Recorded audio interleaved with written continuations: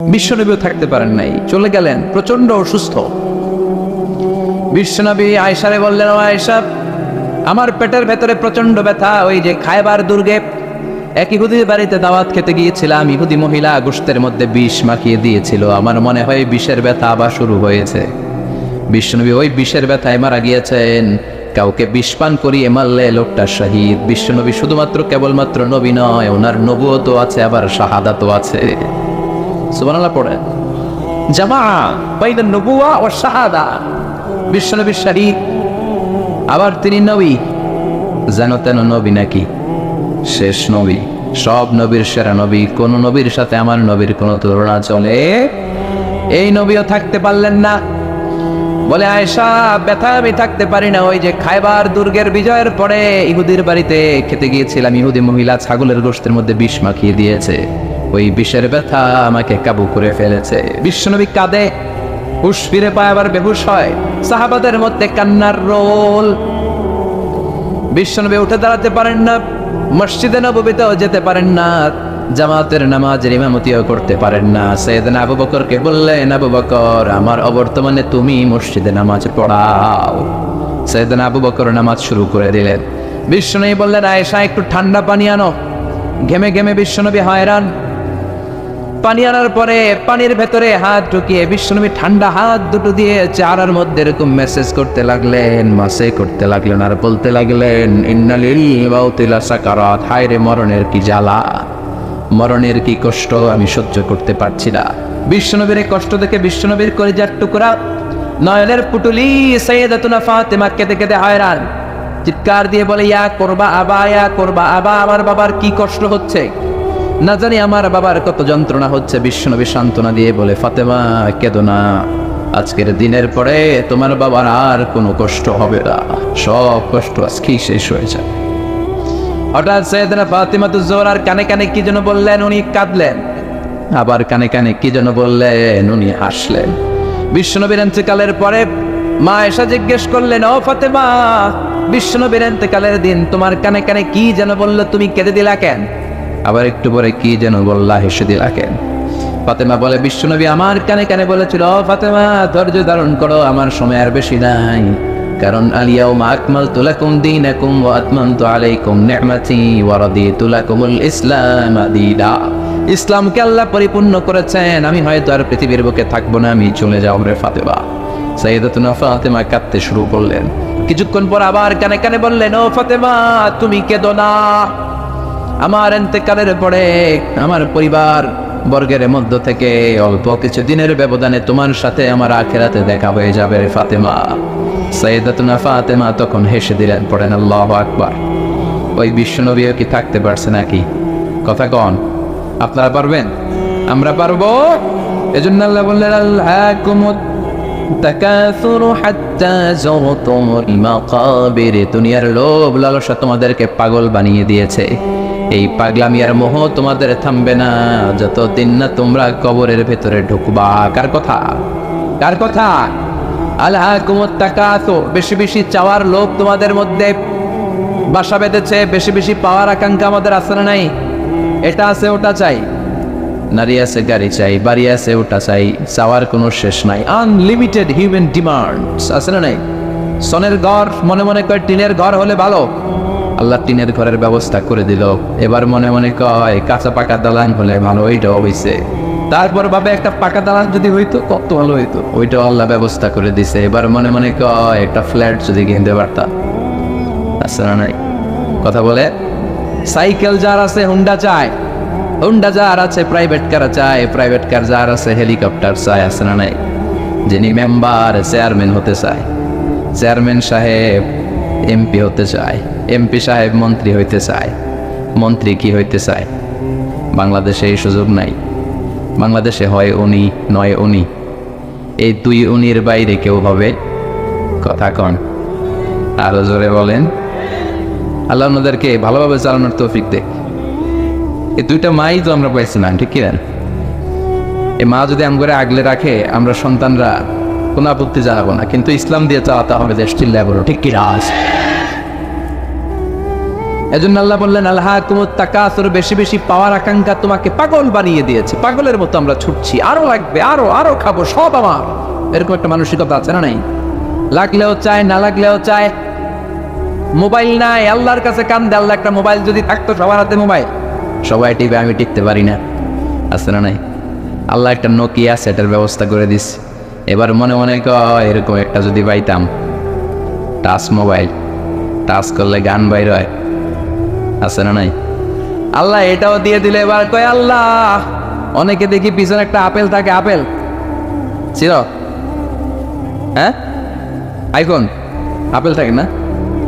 আল্লাহ একটা আপেল দরকার, আপেল, আল্লাহ একটা আপেলের ব্যবস্থা করে দিছে। এবার কয় আল্লাহ আইপ্যাড লাগবে, আইপ্যাড, এটারে কয় আইপ্যাড। এরপর আল্লাহ আইপ্যাডে দিছে, এবার কয় আল্লাহ ম্যাকবুক প্রো লাগবে। চিনো? আমার বাসায় একটা আছে ম্যাকবুক, ওইটা হাই কনফিগারেশনের কাজগুলো করার জন্য লাগে, রিসার্চের কাজে, বিভিন্ন কাজে লাগে। ওইটাও আল্লাহ দিছে। এবার কয় আল্লাহ ক্রেওয়ান সুপার কম্পিউটার লাগবে। ইউনাইটেড স্টেটস অফ আমেরিকাতে যারা মিলিটারি বেইজে কাজ করে তাদের ম্যাথমেটিক্যাল ইকুয়েশন ড্র করার জন্য ওইটা লাগে, ওইটাও দিছে। এবার কয় আল্লাহ আরেকটা লাগবে, আছে না নাই? মানুষের চাহিদার কোনো শেষ নাই। এজন্য আল্লাহ বললেন আলহাকুমুত তাকাসুর হাত্তা যুরতুমুল মাকাবির। মানুষের অতিরিক্ত পাওয়া, এই প্রাচুর্যতার লোভের কোনো শেষ নাই যতক্ষণ না মানুষ কবরে ঢুকবে, ঠিক কিনা? মানুষের স্বভাব হলো আরো চাই, কি কয়? আরো চাই। এটা ফকিরের স্বভাব। কার স্বভাব?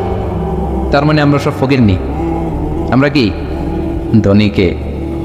জুমার দিনে দেখবেন ফকিররা কি করে, যেদিকে টাকা ওইদিকে খাওলা মারে, যেদিকে টাকা হাত পাতে, আবার ওদিকে, আবার ওদিকে, খালি চায়, লাগলেও চায়, না লাগলেও চায়, ঠিক কিনা?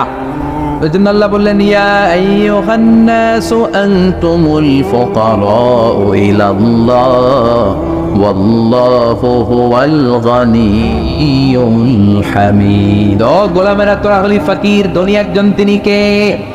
চাহিদার আমাদের শেষ নাই, আরো লাগবে, আরো লাগবে। ওর বাড়ি আছে, আমারও বাড়ি লাগবে, ওর গাড়ি আছে, আমারও গাড়ি লাগবে, ও নামাজ পড়ে, আমারও নামাজ লাগবে, এটা নাই। কথা কন। ও যাকাত দেয়, আমিও দিব, এটা নাই। ওর মেয়েগুলো পর্দা করে, আমারটারাও পর্দা করামু, ওইটা নাই। কিন্তু ওর বাড়ি আছে 2টা, আমার লাগবো 3টা। ওর গাড়ি আছে 4টা, আমার লাগবো। ওর আছে 6 তলা বিল্ডিং, আমার কয় তলা?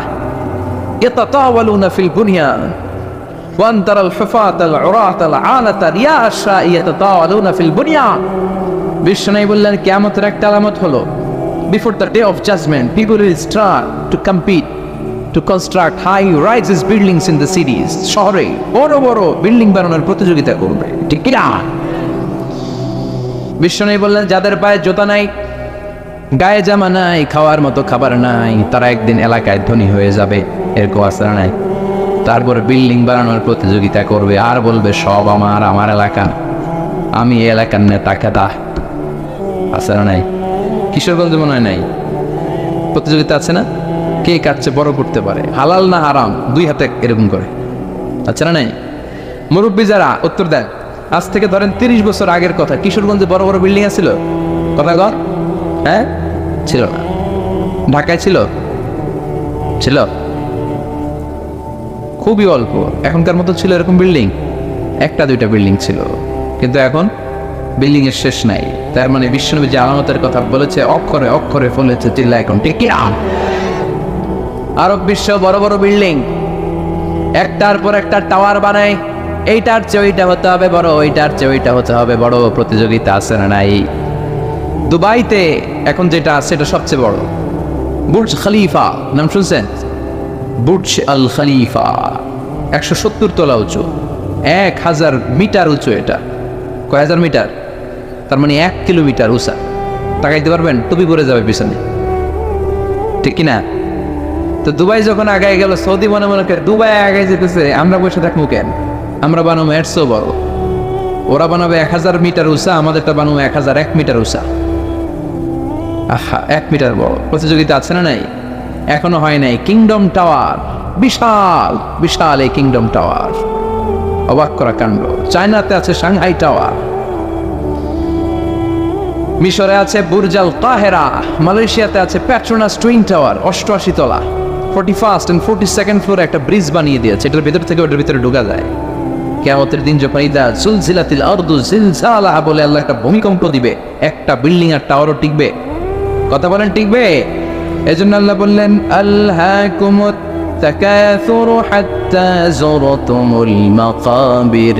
তোমাদের লোভ, অতিরিক্ত পাওয়া, বড় বড় বিল্ডিং করার ইচ্ছা কোনোদিন কমবে না, থামবে না যতক্ষণ না তোমরা কবরে ঢোকো, ঠিক কিনা? টাকা উপার্জন করতে, বিল্ডিং বানাতে বাধা নাই, কিন্তু টাকা হইতে হবে হালাল টাকা। কি টাকা? হারাম দিয়ে করলে বরকত আছে নাকি? যারা হারাম খায় তাদের দোয়া কবুল হয় নাকি? আর যারা অল্প খায়, অল্প পড়ে, অল্প জমায়, তাদের দোয়া কবুল করে কে? সাদ বিন ওয়াক্কাস বিশ্বনবীর সাহাবী, বিশ্বনবীরে বললেন ও নবী দোয়া করে দেন যাতে আমি মুস্তাজাবুদ দাওয়া হয়ে যাই। মুস্তাজাবুদ দাওয়া মানে এমন লোক যিনি দোয়া করার সাথে সাথে দোয়াটা কবুল করে কে? বিশ্বনবী বললেন ও সাদ, চিন্তা করো না, আতিদ মাতা'আমাকা তাকুন মুস্তাজাবাদ দাওয়া, যেটা খাবে হালাল খাবে, যেটা পড়বে হালাল পড়বে, তাহলেই তুমি মুস্তাজাবুদ দাওয়া। সুবহানাল্লাহ। হালাল খাইলেই দোয়া কবুল।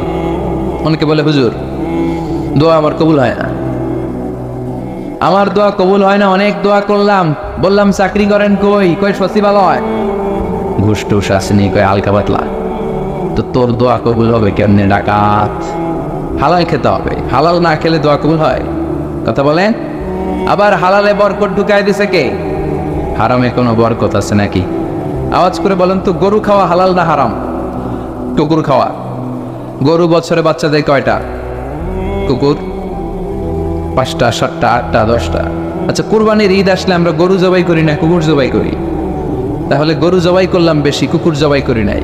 গরু খাই, কুকুর খাই না। গরু বাচ্চা দেয় কম, কুকুর বাচ্চা দেয় বেশি। তারপরও কিশোরগঞ্জে গরু বেশি না কুকুর বেশি? কথা বলেন। এত গরু আসলো কোত্থেকে? কারণ গরু হালাল, আর হালালের ভেতরে বরকত ঢুকিয়ে দিয়েছে কে? এজন্য আল্লাহ বললেন হালাল পন্থায় উপার্জন করার সমস্যা নেই, কিন্তু হারামের মিশ্রণ থাকলে তোমার দোয়া কবুল হবে? হারাম খেয়ে যে দেহটা বর্ধনশীল হয়, দেহের যে অংশ বাড়ে, ওই অংশটারে জাহান্নামের আগুনে পুড়াবে কে? এজন্য আল্লাহ বললেন আলহাকুমুত তাকাসুরু হাত্তা যুরতুমুল মাকাবির। দুনিয়ার লোভ তোমাদেরকে পাগল বানিয়ে রেখেছে, তোমাদের এই পাগলামি কমবে না যতদিন না কবরে না ঢুকো, ঠিক কি না? কবরে আমাদেরকে ঢুকাই লাগবে, কবরের প্রস্তুতি আমাদেরকে নেয়াই লাগবে, জোরে কোন ঠিক কি না? বিশ্বনবী বলেন কবরে তোমাদেরকে প্রশ্ন করা হবে, কবরের ভেতরে তোমাদেরকে সওয়াল করা হবে কয়টা? সবাই কোন? আসলে মুমিনদেরকে সওয়াল করা হবে কয়টা? 3টা নাকি 4টা? কথায় কোন? 3টার পক্ষে কে কে হাত তোলেন?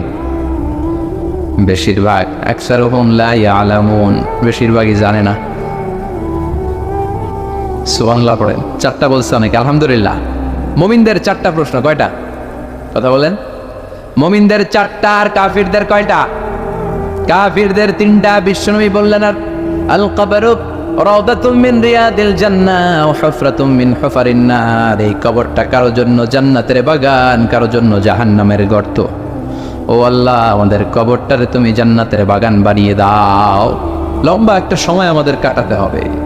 মরার পরে আপনার মনে হবে আমার পুরো জীবনটাই ছিল একটা দুঃস্বপ্ন। নতুন এক লম্বা জীবন, এই সময় যেন আর কাটে না, হাজার হাজার বছর শুয়ে থাকতে হবে।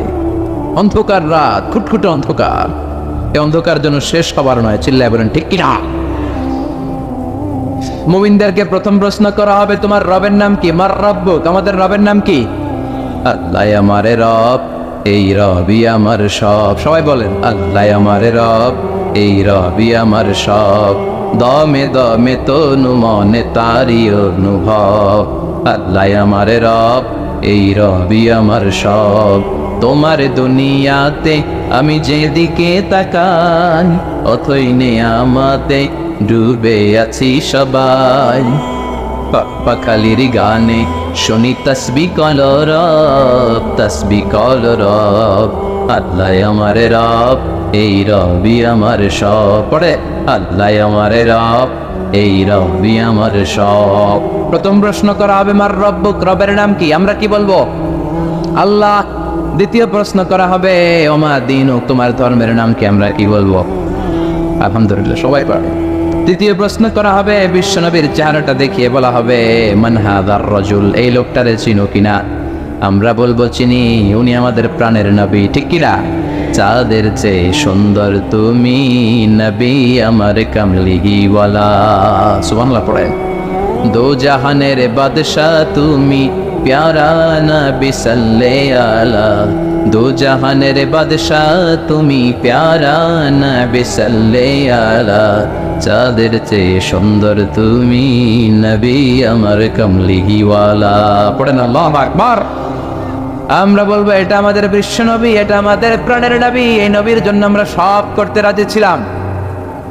এই নবীকে ছাড়া আমরা কিছু বুঝতাম না, কারণ এই নবীবাদ তো কোরআনবাদ, নবীবাদ তো ইসলামবাদ। এই নবী আছে তো সব আছে, ঠিক কিনা? নবীর মাধ্যমে আমরা চিনেছি কারে? নবী আমাদেরকে সালাত শিখিয়েছেন, যাকাত শিখিয়েছেন, নবী কেমন করে হজ করতে হয় সেটা দেখিয়েছেন, কেমন করে ভদ্র হতে হয়, কেমন করে ইনসাফ প্রতিষ্ঠা করতে হয়, কেমন করে বিজাতিদের সাথে আচরণ করতে হয়, কেমন করে পররাষ্ট্রনীতি পরিচালনা করতে হয়, কেমন করে স্ত্রীদের সাথে আচরণ করতে হয়, কেমন করে ছোট্ট ছোট্ট বাচ্চাদের মাথায় হাত বুলিয়ে দিতে হয়, সবকিছু বিশ্বনবী আমাদেরকে শিখিয়েছে, ঠিক কিনা? আমরা বলবো এটা আমাদের প্রাণের রাসূল, এই রাসূলকে ছাড়া আমরা কিচ্ছু বুঝি না। আল্লাহু আকবার। তিনটা প্রশ্নের উত্তর যখন করতে পারবেন, চতুর্থ আরেকটা প্রশ্ন আপনাদেরকে করা হবে, ওমা ইলমু, শিখে যান। ওই দিন মনে পড়বে আমার কথা, আজারের ভিতরে ঠিকই গেছিল, প্রশ্ন তো আরেকটা আছে, ওই রাইছি তিনটা, আরেকটা আসছে নতুন করে, ঝামেলা আছে না? নেই। পরীক্ষায় প্রশ্ন 4টা, শিখছেন কয়টা? আরেকটার জন্য ভেজাল আছে না? চতুর্থ প্রশ্ন, ওমা ইলমুক, এলেম কি, মানে কোত্থেকে পারলা? এই তিনটা প্রশ্নের উত্তর কেমন করে জানলা? কাফনের কাপড়ে লিখে আনছো কিনা, নাকি হাতের মধ্যে কেউ লেখা দিছিল? অনেকে স্কেলের মধ্যে এরকম নকল নিয়ে যায়, আছে না নাই? কাগজের মধ্যে নকল লইয়া মৌজায় ঢুকায়, আছে না নাই? টুবির ভিতরে নকল, আছে না নাই? বোতামের ভিতরে, আছে না নাই? ঘড়ির ভিতরে, আংটির ভিতর, আছে না নাই? ওই যে সব নকলে পিএইচডি করছে, এগুলা যেগুলা কয় আছে, নকলের সাথে আমাদের কোনো সম্পর্ক নাই। জেনে যেতে হবে তথ্যসূত্র কি। ফেরেশতারা বলবে, what is the source of your answers? এই যে উত্তরগুলা পাল্লা, এটার তথ্যসূত্র কি, কিভাবে জানলা? বলতে হবে কোরআন। এই কোরআন থেকে পড়ে পড়ে আমি জেনেছি, চিল্লায় বলো ঠিক কিনা? বিশ্বনবীর হাদিস পড়ে জেনেছি, ইসলামী সাহিত্যগুলো পড়ে পড়ে আমি জেনেছি, নকল করি নাই।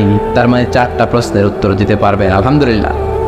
ফেরেশতারাও খুশি, বলবে আহলান সাহলান, খোশ আমদেদ, কংগ্রেচুলেশন। সুবহানাল্লাহ পড়েন।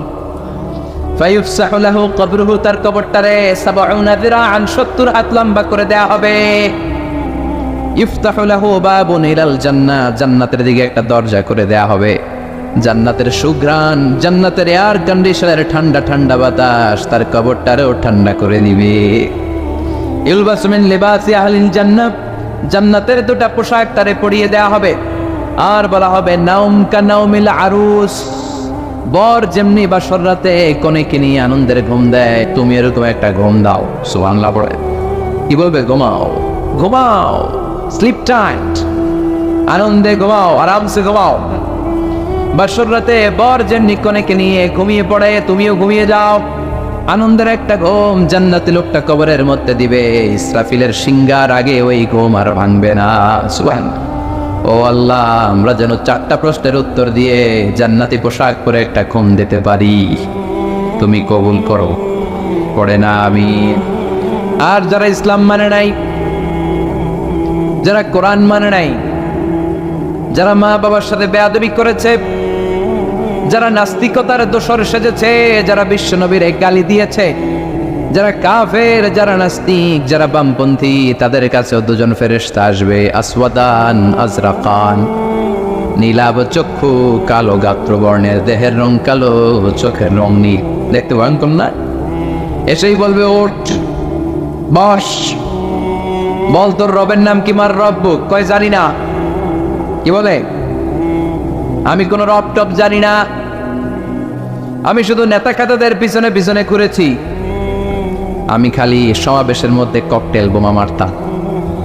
এরকম ডাকাইত আছে না নাই? আমি 31st নাইটে মেয়েদের অন্য ধরে টান দিয়েছি, আমি এলাকার মধ্যে টেন্ডারবাজি করেছি, আমি চাঁদাবাজি করেছি, আমার নাম সবাই দিছে কানা রমজান। আছে না নাই? আমি ছিলাম ডাকাত। রক টপ কি আমি জানি না। I don't know anything about it. What are you talking about? Drop. I don't know. কিচ্ছু জানি না, আমি রক টপ কি আমি জানি না। মাফ চাই, দোয়া চাই।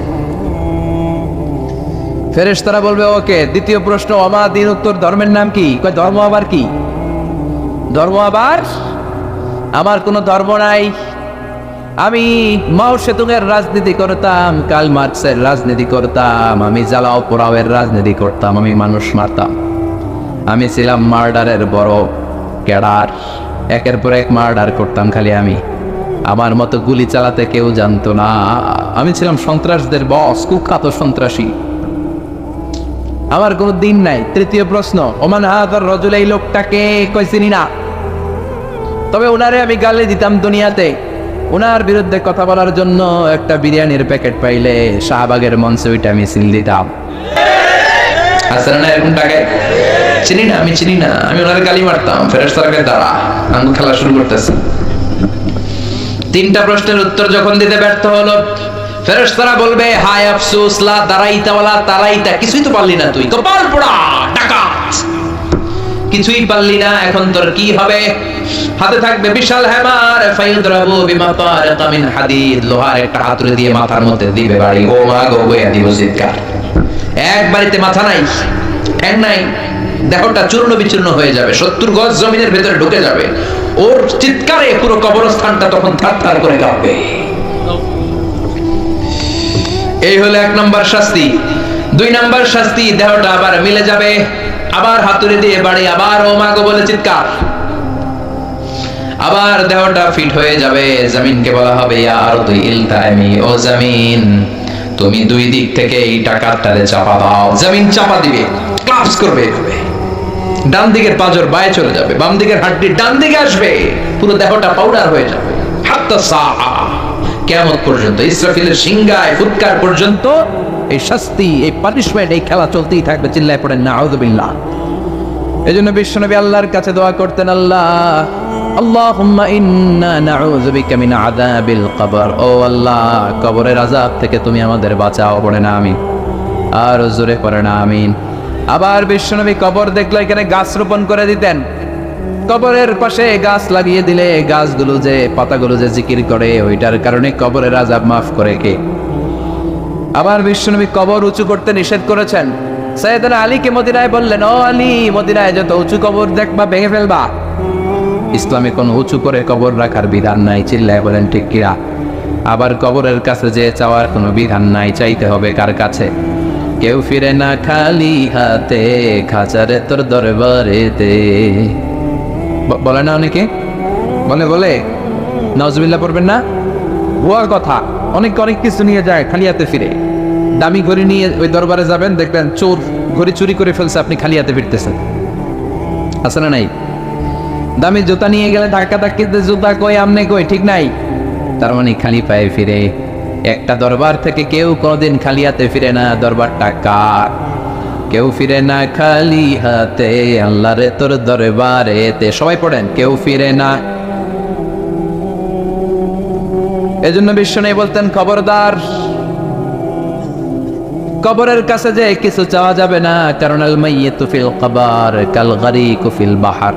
সাঁতার না জানা ব্যক্তি সাগরে পড়লে যেরকম অসহায়, কবরে গেলে মানুষ তেমন অসহায়। ঠিক কিনা? উনি আপনারে কিছু দিতে পারবেন, আপনি দিয়ে আসবেন, আপনি যে দোয়া করবেন তার মাগফিরাত কামনা করবেন। ঠিক কিনা? বিশ্বনবী প্রথমে কবর জিয়ারতের নিষেধ করেছেন, পরে আবার অনুমতি দিয়েছেন। বিশ্বনবী বলেছেন, নাহাইতুকুম আন জিয়ারাতিল কুবুর আল-আনা ফাজুরুহা ফাইন্নাহা তুযাক্কিরুল আখিরাহ। আগে আমি কবর জিয়ারত করতে বারণ করতাম, এখন আমি অনুমতি দিলাম, কবর জিয়ারত করো। কবর জিয়ারত করা সুন্নাত। কোন সুবহানাল্লাহ। কবর জিয়ারত করেন, আপনার কবরের সামনে যান, মায়ের কবরের সামনে দাঁড়ান, মাস্ক চান, আর চিন্তা করেন আপনারা তো আমার হাতে রেখে গেলাম এইখানে, আমারও তো দাড়িগুলো সাদা হতে শুরু করেছে, চুলগুলো পাকতে শুরু করেছে, আর কয়েক বছরের ব্যবধানে হয়তো আমার ছেলেও আমার লাশটা এনে আমার এইখানে রেখে যাবে। এই চিন্তা তখন আসবে। চিল্লা এখন ঠিক কিনা? এজন্য চাওয়া যাবে কবরে যে কিছু চাওয়া যাবে। চাবেন কার কাছে? অসুস্থ, সুস্থ করে কে? পরীক্ষায় পাশ করতে পারেন না, তৌফিক দিতে পারে কে? চাকরি নাই, বেকার, চাকরির ব্যবস্থা করবে কে? ব্যবসায় মন্দা, ব্যবসায় সফল করে দিতে পারে কে? বিয়ে হচ্ছে না, বিয়ের ব্যবস্থা করবে কে? বিয়ে হয়েছে, সন্তান নাই, সন্তান দেয় কে? মেয়ে হয়েছে, ছেলে নাই, ছেলে দেয় কে? ছেলে আছে, মেয়ে নাই, মেয়ে দেয় কে? দুইটাই দেয় কে? আবার কাউরে কিচ্ছু দেয় না, তিনি কে? সুন্নাত নয় শুধু সুমধুর আলাপ, আর সুন্নাত হলো হুঙ্কার গর্জন, ঠিক না? সুন্নাত নয় শুধু পাগড়ি মাথায় দেয়া, আর সুন্নাত হলো অন্যায় বাধা দেয়া। অন্যায় বাধা দিবেন? রাজি আছেন নাকি দেখে মুখ বুজে সহ্য করবেন? বাধা দেওয়ার দরকার আছে না নাই? অন্যায় দেখতে দেখতে, শুনতে শুনতে, হেকমত করতে করতে প্রতিবাদের ভাষাটুকু আমরা হারিয়ে ফেলেছি, চিল্লা এখন ঠিক না? সুন্নাত নয় শুধু মেষ চড়াতে যাওয়া, আর সুন্নাত হলো রাষ্ট্রনায়ক হওয়া, ঠিক না? নাকি কোরআনের শুধু অর্থনীতি, কোরআনের সমাজনীতি মানবেন, কোরআনের রাজনীতি মানা যাবে না? কোরআনের ভেতরেও রাজনীতি আছে না নাই? বিশ্বনবী মদিনার প্রেসিডেন্ট ছিলেন কি ছিলেন না? মদিনার চোরগুলো ধরে ধরে বিশ্বনবী হাত কেটে দিয়েছে কি দেয় নাই? মদ যারা খেয়েছে মাইট দিয়েছে কি দেয় নাই? নামাজ যারা পড়ে নাই, এক ওয়াক্ত নামাজের জন্য 5 বেত মদিনার রাষ্ট্রে ছিল কি ছিল না? আজকেও যদি আমার দেশের প্রধানমন্ত্রী, প্রিয় প্রধানমন্ত্রী ঘোষণা দিয়ে দেয় কালকে থেকে একটাও বেনামাজি থাকতে পারবে না, এক ওয়াক্ত নামাজ মিস হলে 5টা করে বেতের বাড়ি, বক্তা সাহেব বক্তব্য দেওয়ার পর নামাজ না পড়লে বক্তার পিছনে 5 বেত আছে না নাই? আপনারা কইছেন, আমি কই নাই, আমার কোনো দোষ নাই। এই নিয়মটা যদি হতো, বিশ্বনবী বলেছেন ইন্নাল্লাহা মা ইয়াযাউ বিস সুলতান লা ইয়াযাউ বিল কুরআন, আল্লাহ মাঝে মাঝে ক্ষমতার প্রয়োগে সমাজে যা করান ওটা কোরআন দিয়েও করায় না। এজন্য প্রধানমন্ত্রী মাইরের ঘোষণা দিবে আর আমরা ওয়াজ করে যাব, মাইর আর ওয়াজ দুইটার বিনিময়ে বাংলার জমিনে ইসলাম কায়েম করায় দিবে কে? আমরা সারা জীবনও ওয়াজ করে যেটা করতে পারবো না, ক্ষমতার মসনদ থেকে একটা অর্ডার আসলে বাংলাদেশে ইসলাম কায়েম হয়ে যাবে। সুন্নাত নয় শুধু মেষ চড়াতে যাওয়া, আর সুন্নাত হলো রাষ্ট্রনায়ক হওয়া, মহাব্বতে তার সুদিনের সাথী তুমি, দূরে দিনেও তার পাশে থাকো কি? আরো কিছু সুন্নাত আছে তুমি জানো কি? জানলেও জীবনে কখনো তা মানো কি? সুন্নাত নয় শুধু দাওয়াতের মেহমান, ঠিক না? সুন্নাত নয় শুধু খাওয়া শেষে মধুপান, আরো কিছু সুন্নাত আছে তুমি জানো কি? জানলেও জীবনে কখনো তা মানো কি? চিল্লায় বলেন ঠিক কিনা? এজন্য অর্ধেক মানবেন না পুরাটা? 3-এর 2 মানবেন না পুরা? 4-এর 3 মানবেন না পুরা? পুরা কোরআন যদি মানেন তবেই আপনি মুমিন, আধা আধা মানলে মুমিন নয়। তা আপনারা কি? যদি আধা আধা মানেন তাহলে মুমিন নন, তাহলে তারা কি? আফাতুমিনুনা বিবাদিল কিতাব ওয়া তাকফুরুনা বিবাদ, কিছু মানবা কিছু ছাড়বা, মুমিন নও তুমি কাফের। চিল্লা এখন ঠিক কিনা? তার মানে এমন কিতাব পড়লে সওয়াব, ধরলে সওয়াব, শুনলে সওয়াব, মানলে সওয়াব, এই কোরআনের জন্য মরলেও সওয়াব, মরলেও সওয়াব আসরাডাই। কোরআনের জন্য আমাদের ভাইয়েরা মরে কি মরে না? রক্ত দেয় কি দেয় না? কত রক্ত লাগবে তোমাদের? আমাদের কাছে টাটকা রক্ত আসরাডাই। জোরে বলেন। ফু দিয়ে কোরআনের আওয়াজকে নিভাতে চায়। কোরআনটা মোমবাতি নয় যে ফু দিয়ে নিভানো যাবে, কোরআনটা কুপির বাতি নয় ফু দিয়ে নিভানো যাবে, কোরআনটা গ্রামের চারাক বাতি নয় তুমি ফু দিয়ে নিভায়ে দেবা। এই কোরআনটা হচ্ছে ইলেকট্রিক্যাল বাতি, এটা সুইচ অফ করে নিভাতে হয়, আর সুইচটা কার হাতে? এজন্য আল্লাহ বলেন খবরদার, ইউরিদুনা লিউতফিউ নূরাল্লাহি বিআফওয়াহিহিম ওয়াল্লাহু মুতিম্মু নূরিহি ওয়ালাউ কারিহাল মুশরিকুন। কোরআনের বিদ্বেষীরা, ইসলাম বিদ্বেষীরা কোরআনের আলোকে ফু দিয়ে নিভিয়ে দিতে চায়, কিন্তু কোরআন তো মোমবাতি নয় যে ফু দিয়ে নিভানো যাবে। কোরআনের বাতিকে কিয়ামত পর্যন্ত জ্বালিয়ে রাখবে কে? আজ পর্যন্ত কেউ নিভাতে পারে নাই, পারবেও না। চিল্লা এখন ঠিক কিনা? কোরআনের বাতি নিভাইতে আসলেও নিজেই নিভে যায়। চিল্লায় বলেন ঠিক কিনা? আপনি এক জায়গায় কোরআনের আওয়াজকে স্তব্ধ করে দিবেন, আর 10 জায়গায় কোরআনের আওয়াজ গর্জে উঠবে। আপনি এক জায়গায় মুফাসসিরকে আটকায় রাখবেন, 10 জায়গায় মুফাসসিরে ইসলাম কায়েম করে ফেলবে। এক মুফাসসির কারাগারে তো লক্ষ মুফাসসির ঘরে ঘরে। চিল্লায় বলেন ঠিক কিনা? ময়দানে ময়দানে মুফাসসিরদের হক কথাগুলো আছে না নাই? ইসলামের কান্ডারি আজও বাংলার জমিনে আছে না নাই? সিংহকে জেলেবন্দি করলেও সিংহের বাচ্চাগুলো আছে না নাই? মনে রাখতে হবে, সিংহের বাচ্চা হলেও সেগুলো সিংহ, সেগুলো বানর নয়। সিংহের বাচ্চা হলে সেগুলো সিংহ, সেগুলো শিয়াল নয়। সিংহের বাচ্চা যেগুলো, সেগুলো আর একটা সিংহ। চিল্লায় বলেন ঠিক কিনা? সময় মতো ওই সিংহের গর্জনে পুরো বন কেঁপে কেঁপে উঠবে। চিল্লায় বলেন ঠিক কিনা? এজন্য আল্লাহ বলেন, এই কিতাব পড়লে সওয়াব, ধরলে সওয়াব, শুনলে সওয়াব। এই কিতাব মানলে সওয়াব, এই কিতাবের জন্য মরলেও সওয়াব। আছে না নাই? মরতে রাজি আছেন? রাজি আছেন মরতে? কোরআনের জন্য মরলে আপনি মরবেন না, আজীবনের জন্য জীবিত থেকে যাবেন। ঠিক কি না? ওয়ালা তাকুলু লিমান ইয়াকতালু ফি সাবিলিল্লাহি আমওয়াত বাল আহইয়াউ ওয়ালাকিন লা তাশউরুন। আল্লাহ সতর্কবাণী দিয়ে বললেন, খবরদার, কোরআনের রাজ কায়েম করতে যায় আমার জমিনে যারা রক্ত ঢাললো, কোরআনকে মসনদে বসাতে যে, কোরআনের সমাজ প্রতিষ্ঠা করতে যে যারা জীবন দিল, তাদেরকে তোমরা মৃত বলো না। সুবহানাল্লাহ! তারা জীবিত। কিয়ামতের দিন তারা সবুজ পাখি হয়ে জান্নাতের আনাচে কানাচে ঘুরে বেড়াবে। চিল্লায় পড়েন আল্লাহু আকবার। এজন্য কিতাব পড়লে সওয়াব, ধরলে সওয়াব, শুনলে সওয়াব, মানলে সওয়াব। কিন্তু কেমন করে পড়বো তারও একটা নিয়ম আছে না নাই? কথা বলে, আপনি কেমন করে পড়বেন, কোত্থেকে কোরআন পড়বেন, এই ব্যাপারে গাইডলাইন, দিক নির্দেশনা কোরআনের ভিতরে দিয়েছে কে?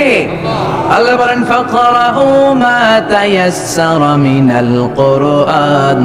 আমি আমার কোরআনকে এত সহজ করে দিলাম, কোরআনের যে দিক দিয়ে মনে চায় তুমি পড়ো, কবুল করে নিবে কে? আমরা যে কোরআনটা পড়ি, এটা রিওয়ায়াত হাফসান আসিম, আরো অনেকগুলা কেরাত আছে, 7 কারি 14 রাবি, যেটা দিয়ে আপনি পড়েন আপনার তেলাওয়াতকে কবুল করে নেবে কে? আমরা পড়ি মালিক ইয়াউমিদ্দিন, কোন কেরাতে আছেন মালিক ইয়াউমিদ্দিন। আমরা পড়ি সিরাতাল মুস্তাকিম, ওয়ারশের কেরাতে আছে, কম্বুলের কেরাতে আছে সিরাতাল মুস্তাকিম। যেই কোনো কেরাত দিয়ে আপনি পড়েন না কেন, কবুল করে নেবে কে? এজন্য আল্লাহ বললেন, কোরআন পড়ার নিয়ম হলো যে দিক দিয়ে মন চায় পড়বা, কিন্তু পড়ার আগে ওযু করবা। আর পড়া শুরু করার আগে শয়তানের ব্যাপারে পানাহ চাওয়ার দরকার আছে না নাই?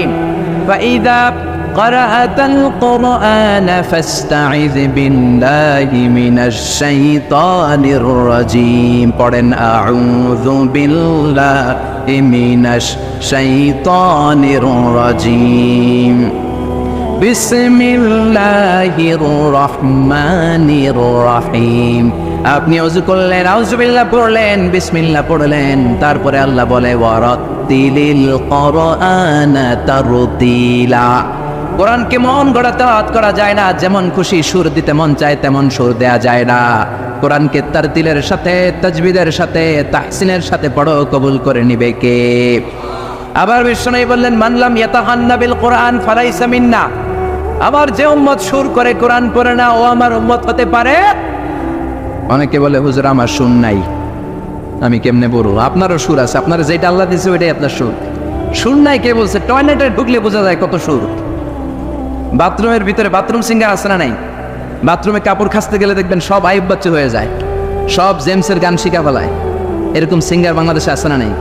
তার মানে সবার গলাতেই আল্লাহ সুর দিয়েছে, তাল দিয়েছে, লয় দিয়েছে। আপনার যেটাই আল্লাহ দিয়েছে ওইটারে সুর করে পড়েন। আবার বিশ্বনবী বললেন, মন গড়া সুরে পড়বা না। ইকরাউ বিলুহুনিল কুরআনি ওয়া আসওয়াতিহা, ইকরাউ বিলুহুনিল আরাবি ওয়া আসওয়াতিহা। আরবদের লাহানে, আরবদের টিউনে, আরবদের ভয়েসে যদি তুমি কোরআন পড়ো, কবুল করে নিবে কে? শাইখ আব্দুর রহমান আস-সুদাইসির কণ্ঠ যদি ভালো লাগে ওইটা নকল করবেন, ওইভাবে পড়বেন। শাইখ সুরাইবের কণ্ঠে পড়ার চেষ্টা করবেন, মন গড়া সুরে নয়। মিষ্টি সুর ভালো লাগে, মিশারি রাশেদার আফাসি সুরে পড়েন, শাইখ আইয়ুব বিন ইউসুফের সুরে পড়েন, কবুল করে নেবে কে? চিল্লায় বলেন কে? এই কিতাব যেন কোনো কিতাব নয়, এমনি এমনি আল্লাহ বলে নাই বাল হুয়া কুরআনুম মাজিদ। শুধু শুধু এমনি বলে না এটা কোরআনে মাজিদ। এই কোরআনটা এমন কোরআন, এই কোরআন তেলাওয়াত করলে মুমিনদের অন্তরে ঈমান বাড়ায় দেয় কে? হুজুরে বলেন, ওয়া ইযা তুলিয়াত আলাইহিম আয়াতুহু যাদাতহুম ঈমানা ওয়া আলা রাব্বিহিম ইয়াতাওয়াক্কালুন। আল্লাহর কোরআনের তাফসীর যখন করা হয় তখন মুমিনদের ঈমান বাড়ায় দেয় কে? মুমিনদের সামনে কোরআনের তেলাওয়াত যখন করা হয় তখন মুমিনদের ঈমানকে বাড়িয়ে দেয় কে? এই কোরআন পড়বেন আপনার ঈমান বেড়ে যাবে, এই কোরআন পড়বেন আপনি সুস্থ হয়ে যাবেন। কারণ কোরআনের আরেক নাম হচ্ছে শিফা। কোরআনের ভেতরে শিফা দিয়েছে কে? জোরে বলেন। সূরাতুল ফাতিহার আরেক নাম সূরাতুশ শিফা, আছে না নাই? আমরা অসুস্থ হলে এইটা করি ওইটা করি, বিশ্বনবী ঝাড়ফুঁক করতেন। আঙ্গুলে একবার বল্লা পোকা কামড় দিল, আয়েশারে বললেন লবণের পানি গরম করে ঢালো, লবণের মধ্যে আছে সোডিয়াম ক্লোরাইড। আর বিশ্বনবী এই কোরআনুল কারীমের সর্বপ্রথম যে সূরাটা সূরাতুল ফাতিহা তেলাওয়াত করে ফু দিতে আরম্ভ করলেন, পড়েন আলহামদুলিল্লাহি রাব্বিল আলামিন আর রহমানির রহিম। মায়েশার লবণের পানি ঢালা শেষ, বিশ্বনবীর সূরা ফাতিহা তেলাওয়াত শেষ, বিশ্বনবীর আঙ্গুলের ব্যথাও শেষ। মায়েশা বললেন ইয়া রাসূলুল্লাহ, আপনি নবী মানুষ, ফু দিলেই ভালো হয়ে যায়, আমারে কষ্ট দিলেন কেন? আমার লবণের পানি বসাইতে বললেন কেন? বিশ্বনবী বললেন আয়েশা, লবণের পানি দিয়ে চিকিৎসা হয়, আর সূরাতুল ফাতিহা দিয়ে রুকিয়া হয়, ঝাড়ফুঁক। ঝাড়ফুঁক আর চিকিৎসা দুইটার সমন্বয়ে রোগ ভালো করে দেয় কে? কেউ যেটা পারে না পারে কে? কেউ যেটা দেয় না দেয় কে? এজন্য কোরআনের মধ্যে শিফা আছে, শিফা আছে। ফু দিলেই সুস্থ, কিন্তু ওই ঈমানটা আমাদের লাগবে, ওই ইখলাসটা আমাদের লাগবে, ওই সিনসিয়ারিটি লেভেল যদি আপনি নিজের মধ্যে নিয়ে আসতে পারেন, সূরাতুল ফাতিহা পড়ে ফু দিল দুরারোগ্য ব্যাধি থেকে আপনারা সুস্থ করে দিতে পারে কে? এজন্য আল্লাহ বলেন ওয়ানুনাজ্জিলু মিনাল কুরআনি মা হুয়া শিফাউ ওয়া রাহমাতুন লিল মুমিনিন ওয়া লা ইয়াজিদুয যালিমিনা ইল্লা খাসারা। ও নবী, কোরআনকে আমি শিফা হিসেবে নাজিল করলাম, রহমত হিসেবে নাজিল করলাম। অসুস্থ ব্যক্তির গায়ে কোরআন পড়ে ফু দিলে তারে সুস্থ করে দেয় কে? ইবনু মাজাহ শরীফ একটা হাদিসের কিতাব, এই হাদিসের কিতাবে একটা বাবই আছে, বাবুল ইস্তিশফা বিল কোরআন, খায়রুদ দাওয়া আল কোরআন। যে জিনিস দিয়ে তোমরা সবচেয়ে বেশি চিকিৎসা নিতে পারো, শিফা নিতে পারো, সেটার নাম হচ্ছে কোরআন। চিল্লায় বলেন সেটার নাম কি? কোরআন। আরো জোরে বলেন না, সেটার নাম কি? কোরআন। বিপদের সময় এই কোরআন পড়লে বিপদ থেকে আপনারা মুক্ত করবে কে? আপনাকে ডাকাত ধরেছে, আপনাকে ছিনতাইকারীরা ধরেছে, আপনি সূরাত ইয়াসিনের প্রথম 9 আয়াত তেলাওয়াত করেন, আপনারে বিপদ মুক্ত করে দিবে কে? আল্লাহ। ডাকাতদের চোখকে অন্ধ করে দিবে কে? আল্লাহ। আমি নিজে প্রমাণ। চাঁদপুর থেকে আমি ফিরতেছিলাম গভীর রাত, গ্রামের ভেতর দিয়ে পিচ ঢালাইয়ের রাস্তা, ডান দিকে একটা টার্ন নেওয়ার পরেই দেখি সামনে গাছ ফালানো, বুঝলাম ডাকাত চাচারা বসে আছে। ডান দিক থেকে বাম দিক থেকে টর্চ মারে, ভয় পেয়ে গেলাম, ঘটনা কি? নিশ্চয়ই ডাকাত।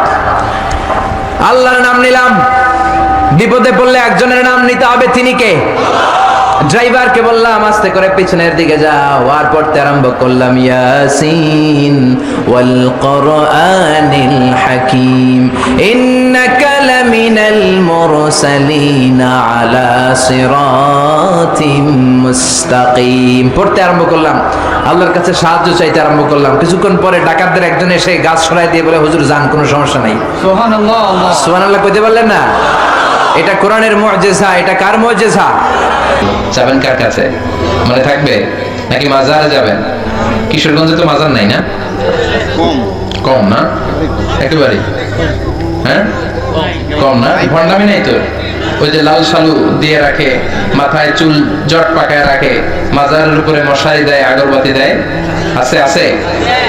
অনেক এলাকায় মাজারের উপরে মশারি টাঙায় রাখে, আছে না নাই? কেন মশারি দেয়? মশা কামড়ায়। ব্রাহ্মণবাড়ি আছে, মাজারে মশারি দেয়, দেখবেন ওর বাপের মশাই খায়, মারে মশাই খায়, ওর মায়ের ডেঙ্গু, ওর বাপের ডেঙ্গু, বাবারে মশারি না দিয়ে বাবারে মশারি দিছে। মাজারে আবার মোমবাতি লাগে, আছে না নাই? কারণ কি? আল্লাহর ওলি দেখা না নিচে গেছে নাকি? কপাল পোড়া। এই মোমবাতি গুলো গরিবদের হাতে তুলে দেবে। অনেক ছেলে আছে মেধাবী, রাতের বেলা পড়তে পারে না, মোমবাতি লাগিয়ে তারা পড়বে। তাদেরকে সহযোগিতা করলে আপনার আব্বার কবরটারে আলোকিত করে দিবে কে? আল্লাহ। কথা বলেন কে? এই জন্য মাজার ব্যবসার সাথে ইসলামের কোন সম্পর্ক? মাজার কেন্দ্রিক যত ব্যবসা, এগুলোর বিরুদ্ধে সামাজিক আন্দোলন গড়ে তোলেন। যারা লাল শালু পড়ে থাকে, নামাজ নাই, রোজা নাই, জিকির নাই, কয় আমরা মারেফতের লোক, আছে না নাই? কিসের পথ? মারেফত। আসলে এটা মায়ের পথ, ঠিক কিনা? দিল বান্দা কালমা চোরে, না পায় শ্মশান, না পায় ঘোরে, দিন থাকিতে আইরে পথে ছাইড়া দে ভণ্ডামি, ভণ্ডামি, ভণ্ডামি, ভণ্ডামি, ছাইড়া দে ভণ্ডামি। নামাজ কালাম পড়ে না, ইবলিস শয়তানের নানা, আছে না নাই? নামাজ রোজা নাই, এদের সাথে শরিয়ার কোনো সম্পর্ক নাই। এরা নতুন নাম দিছে, কয় মারেফত। ওনাদেরটা কি? কয় মারে পথে ঢুকলে নামাজ লাগে না, রোজা লাগে না, পর্দা লাগে না, ভিতর যদি সাফ হয় সব সাফ। আছে না নাই? কথা কর। এদের সাথে ইসলামের সম্পর্ক, নামাজ কালাম পড়ে না, ইবলিস শয়তানের নানা, ধর্মের একখান খুঁটি ধইরা কয়দিন করবা হয়রানি, ভণ্ডামি ভণ্ডামি ভণ্ডামি, ছাইড়া দে ভণ্ডামি। ঠিক কি না? এগুলোর বিরুদ্ধে সামাজিক আন্দোলন গড়ে তোলেন, এগুলোর সাথে ইসলামের কোনো সম্পর্ক। কবরে যান, সালাম দেন। বিশ্বনবী কবর দেখলে সালাম দিতেন, আসসালামু আলাইকুম আহলাদ দিয়ার মিনাল মুমিনিন ওয়াল মুসলিমিন ওয়া ইন্না ইনশাআল্লাহু বিকুম লাহিকুন, আনতুম লানা সালাফ নাহনু লাকুম তাবা। ইয়ারহামুল্লাহুল মুস্তাকদিমিন মিন্না ওয়াল মুস্তাখিরিন, নাসআলুল্লাহ লানা ওয়া লাকুমুল আফিয়া। তার মানে কবরে যারা আছেন সবার প্রতি আমার সালাম, সবার প্রতি আল্লাহর পক্ষ থেকে শান্তি। আপনারা আগে গেছেন, আমরা পরে আসতেছি। আমি কবরের উপর দাঁড়িয়ে আছি মানে এই না যে আমি ঢুকবো না, উনি আগে গেছে আমি পরে। কুই আগে রওয়ানা হয়, কুই পিছে রওয়ানা, কেউ আগে যাবে কেউ পরে যাবে, দ্য ডেস্টিনেশন ইজ সেম, গন্তব্য একটাই। চিল্লা এখন ঠিক কি না? আল্লাহ আপনাদের উপর রহম করুক, আমাদের উপর রহম করুক। আল্লাহ আমাদের সবাইকে মাফ করে দেখ, পড়ে না আমি আর জোরে পড়ে না আমিন। এজন্য কবরে আমাদেরকে যেতেই হবে, কবরের প্রস্তুতি আমাদেরকে নিতেই হবে। এজন্য আল্লাহ বললেন, আলহাকুমুত তাকাসুর হাত্তা যুরতুমুল মাকাবির।